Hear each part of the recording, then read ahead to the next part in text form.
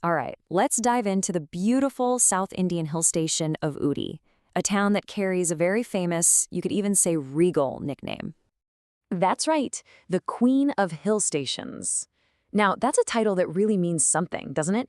It suggests more than just a pretty place to visit. It implies a special status, a mix of qualities that puts it in a class of its own. So, what is it that gives Ooty its crown? That's the big question we're going to unpack today. We're going to peel back the different layers of this town's identity to figure out the answer. First up, let's explore Ooty's quiet, reflective side. The stunning natural spots that offer a real escape from all the noise. And right off the bat, you can see how Ooty gives you two totally different kinds of experiences. You've got the lively, bustling Ooty Lake right in the center of things, and then you have the pristine, quiet beauty of places like Avalanche and Emerald Lakes. It's a perfect example of the town's surprising range. For anyone looking for some peace and quiet, these are the real gems. Avalanche Lake is perfect for camping without the crowds, while Emerald Lake is a paradise for birdwatchers. And then you have Pykara, tucked away in pine forests, just a beautiful, scenic getaway. These spots are really the soul of Ooty's serene side.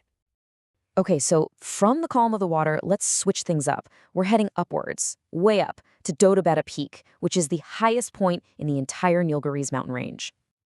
And let me tell you, the payoff from up here is huge. Dodabetta Peak gives you these absolutely incredible panoramic views that just stretch on forever across the valleys. It's really no surprise it's such a magnet for trekkers and photographers trying to get that perfect shot. But Ooty isn't just about the stunning landscapes, right? It's also deeply rooted in its history. And that brings us to its colonial charm and its lasting legacy. You can see just how deep those roots go. I mean, we're talking about landmarks established almost 200 years ago. The church way back in 1830, the Botanical Gardens in 1848, and of course, that iconic railway finished up in 1908. And speaking of that railway, this is not just any old train line, no way. It's a UNESCO World Heritage Site. The toy train ride is one of the most unforgettable things you can do in Ooty, as it winds you through these breathtaking tea plantations, over amazing bridges, and through dark tunnels.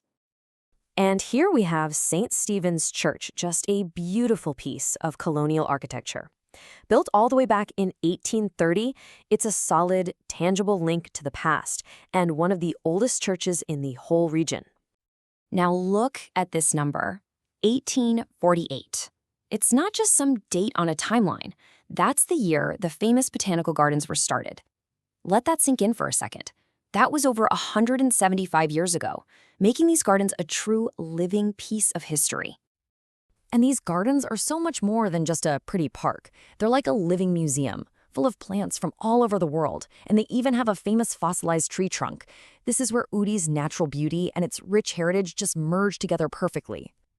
And of course, you can't talk about Ooty's heritage without talking about tea. A visit to the tea museum connects you directly to the crop that has shaped so much of this region's culture and its economy. So we've seen the serene side and the historic side.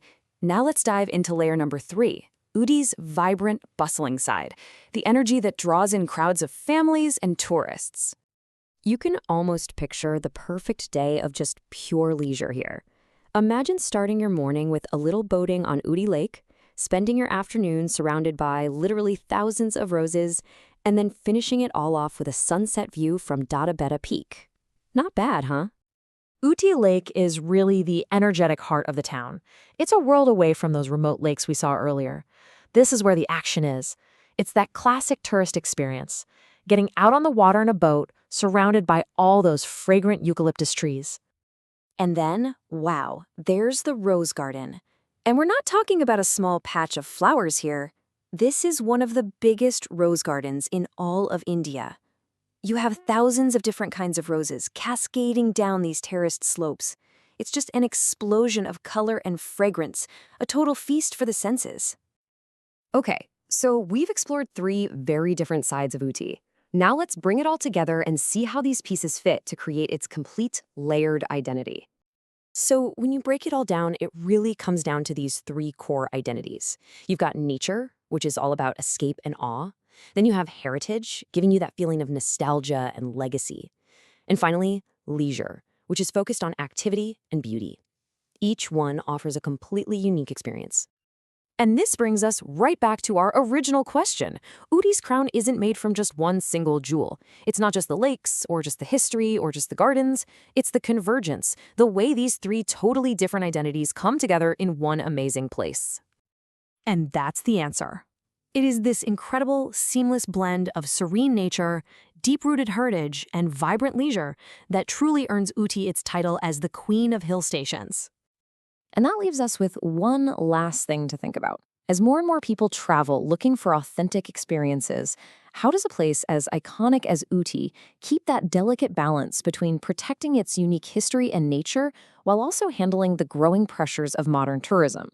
It's a tough question, and it's a challenge that so many of the world's most loved places are facing right now.